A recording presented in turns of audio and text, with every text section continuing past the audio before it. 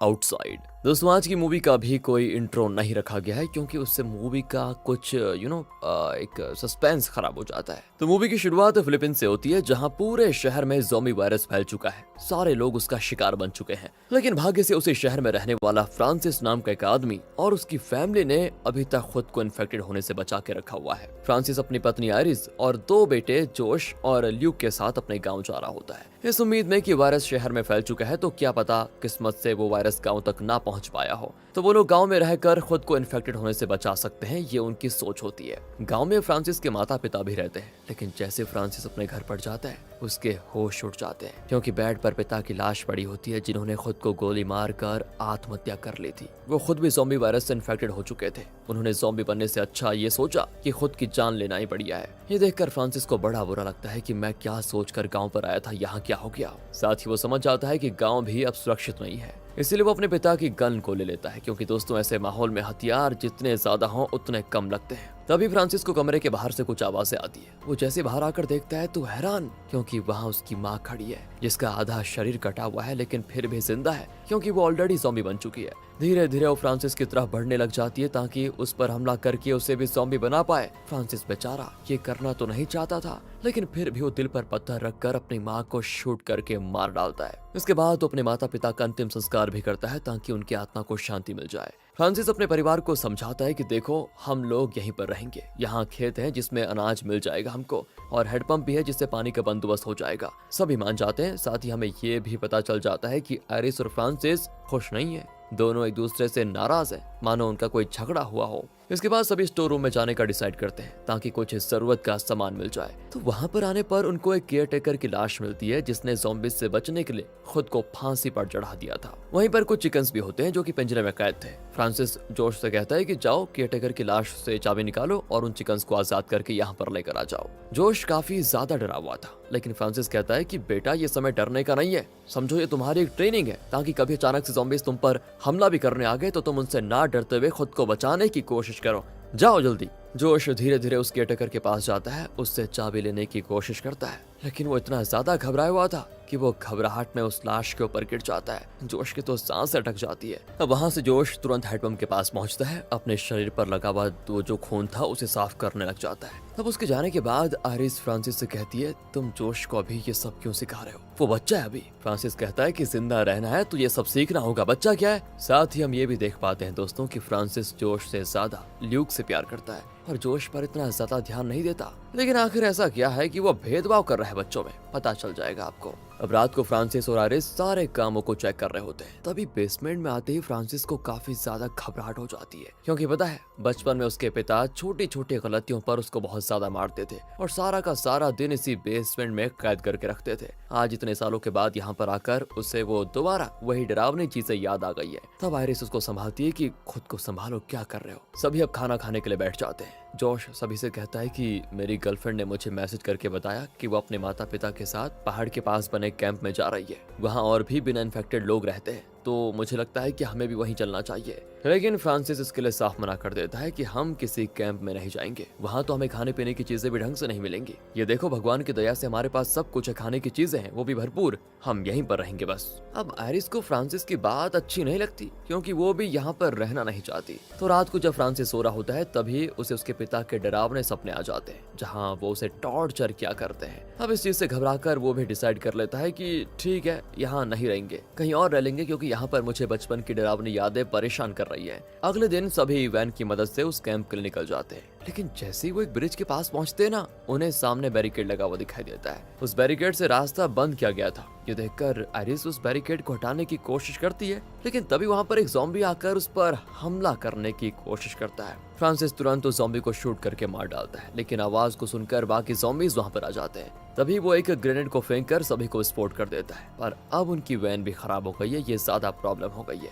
और उनके पास दूसरा जरिया भी नहीं है गाँव से बाहर जाने का, इसलिए मजबूरन सभी दोबारा गाँव में वापस आ जाते हैं। अब अगली सुबह फ्रांसिस अकेले वैन के पास आकर उसको ठीक कर देता है, लेकिन इस बार वो घर में किसी को नहीं बताता क्योंकि वैसे उसने मन बना लिया था कि वो यहीं पर रहेगा। गाँव से बाहर हद से ज्यादा ज़ॉम्बीज है, यहाँ तो सिर्फ सपने उसे डराएंगे, ना कि इन्फेक्टेड लोग। इसीलिए वो यहीं पर रहने का फैसला करता है और लाइट्स वगैरह ठीक करके अपने बच्चों के साथ खेलने लग जाता है ताकि सभी का एंटरटेनमेंट हो पाए। तो कुछ देर के बाद जोश और ल्यूक दोनों पुराने एल्बम्स को देख रहे होते हैं जिसमें फ्रांसिस के भाई की भी एक फोटो होती है। उसको देखकर ल्यूक जोश से कहता है कि तुमने एक बात नोटिस की, तुम बिल्कुल पापा के भाई की तरह दिखते हो, ना कि पापा की तरह। ये सुनकर जोश एकदम हैरान हो जाता है और अब उसको सारी चीज समझ में आ जाती है कि आखिर उसके पिता उससे इतना नाराज रहते क्यों हैं, क्योंकि उसे पता चल गया है मैं उनका बेटा हूँ ही नहीं, बल्कि मैं तो उनके भाई का बेटा हूँ। दरअसल दोस्तों, आयरिस का फ्रांसिस के भाई के साथ गलत संबंध था और उससे जोश पैदा हुआ, लेकिन बाद में फ्रांसिस ने उसे माफ कर दिया था।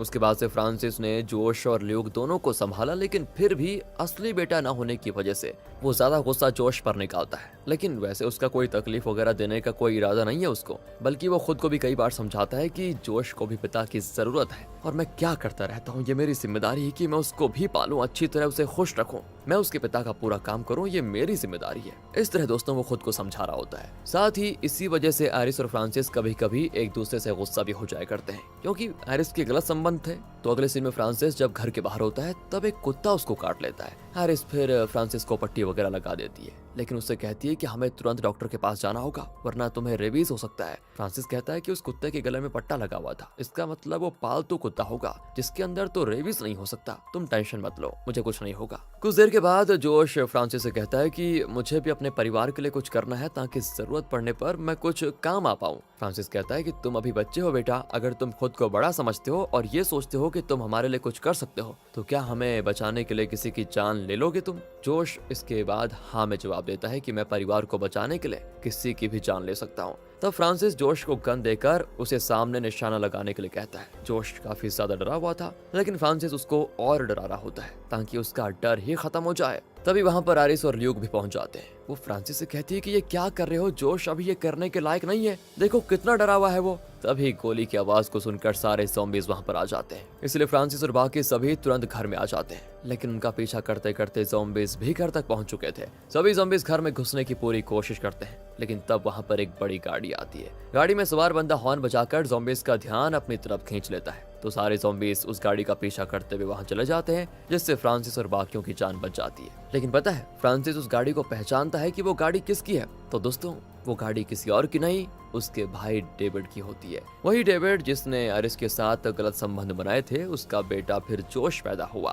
तो इसीलिए फ्रांसिस अगले दिन डेविड से मिलने जाता है। डेविड कहता है कि भाई देख, मैं बस ये देखने के लिए आया था कि माता पिता सही सलामत हैं भी या नहीं। फ्रांसिस कहता है कि वो दोनों कब के मर चुके हैं और अब तेरा यहाँ पर कोई काम नहीं है, तो निकल यहाँ से और मैं यहीं ठोक दूंगा। डेविड कहता है कि भाई मैं यहाँ रहने के लिए नहीं आया हूँ। फिर वो फ्रांसिस को एक मैप देकर कहता है कि मैंने सुना है पहाड़ी के पास एक कैंप है, आना है तो वहां आ जाना, तुम्हारी जान बच जाएगी। इतना कहने के बाद डेविड वहां से चला जाता है। अब यहाँ फ्रांसिस डेविड की मदद नहीं चाहता था, इसलिए वो मैप को जलाने की कोशिश करता है, लेकिन उसकी हिम्मत नहीं होती। सोचता है कि क्या पता कभी मुसीबत के टाइम में ये मैप काम आ जाए, इसीलिए वो मैप को अपने पास रख लेता है। जिसके बाद आता है वो घर पर और तुरंत ही खिड़कियों पर लकड़ियां लगाने लगता है ताकि ज़ॉम्बीज़ खिड़की वगैरह से अंदर ना पाए। तो यहाँ ल्यूक खेलते खेलते घर के बेसमेंट में पहुंच जाता है, जहाँ उसकी नजर एक बूढ़े ज़ॉम्बी पर पड़ती है जो कि बेसमेंट में ही छुपा हुआ था। ये देखकर तो ल्यूक डर जाता है। आयरिस तुरंत वहां पर आकर ल्यूक को संभालती है और कहती है ये ज़ॉम्बी काफी बूढ़ा है और कमजोर भी, इसलिए हमें इससे डरने की जरूरत नहीं है, ये हमारा कुछ नहीं बिगाड़ सकता। पर ये सारी बातें फ्रांसिस सुन लेता है और तुरंत ही उस बूढ़े ज़ॉम्बी का सर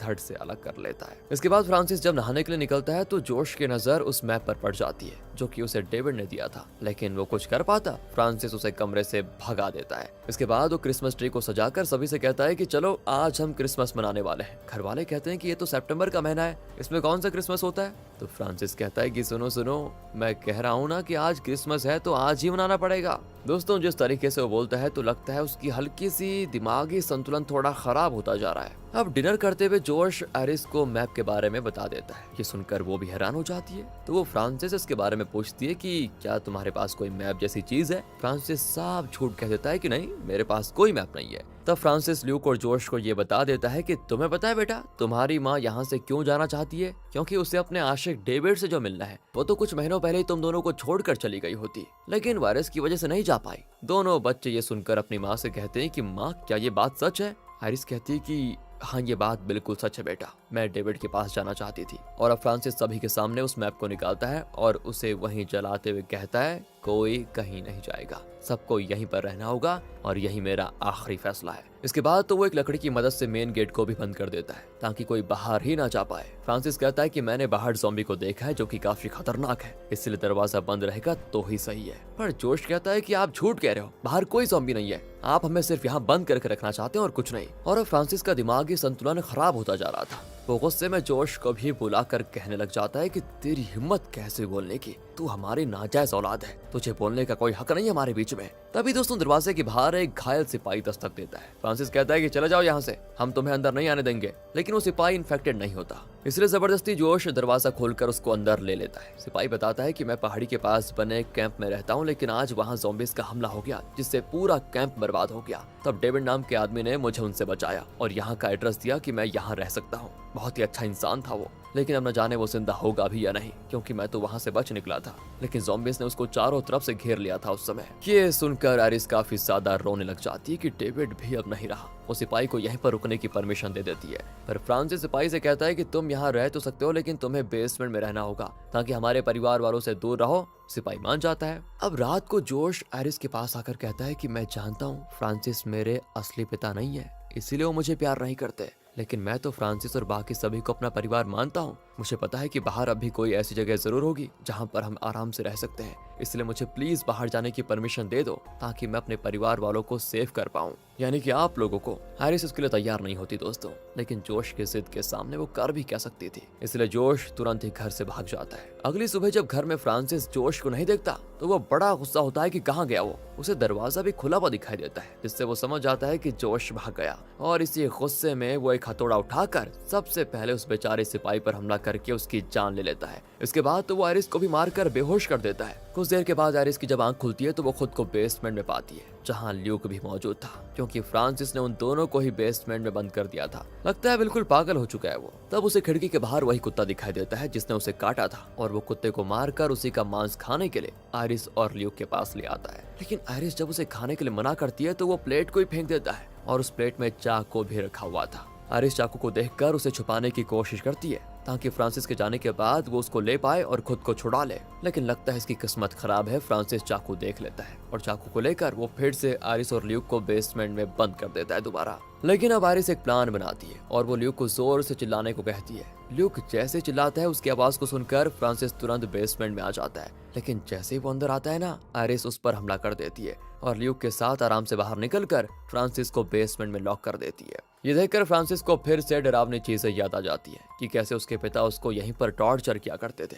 अब बेसमेंट के बाहर जैसे ही वो यानी कि आयरिस और ल्यूक वहां से भागते हैं ना, तभी वहां पर डेविड आ जाता है जो कि इन्फेक्टेड हो चुका था। वो आयरिस और ल्यूक पर हमला करने की कोशिश करता है, इसलिए वो दोनों वहां से भागने लग जाते हैं। लेकिन डेविड की आवाज को सुनकर फ्रांसिस एकदम गुस्सा हो जाता है कि कहीं ये मेरे परिवार वालों को भी इन्फेक्टेड ना कर दे। और इससे पहले कि डेविड आयरिस को काटता, बेसमेंट का दरवाजा तोड़कर फ्रांसिस बाहर आ जाता है और डेविड को शूट करके मार डालता है। इसके बाद वो आयरिस से कहता है कि एक बात बताओ, आखिर तुमने मेरे साथ ऐसा किया क्यों? मैं तो तुम लोगों को बचाने की कोशिश कर रहा था।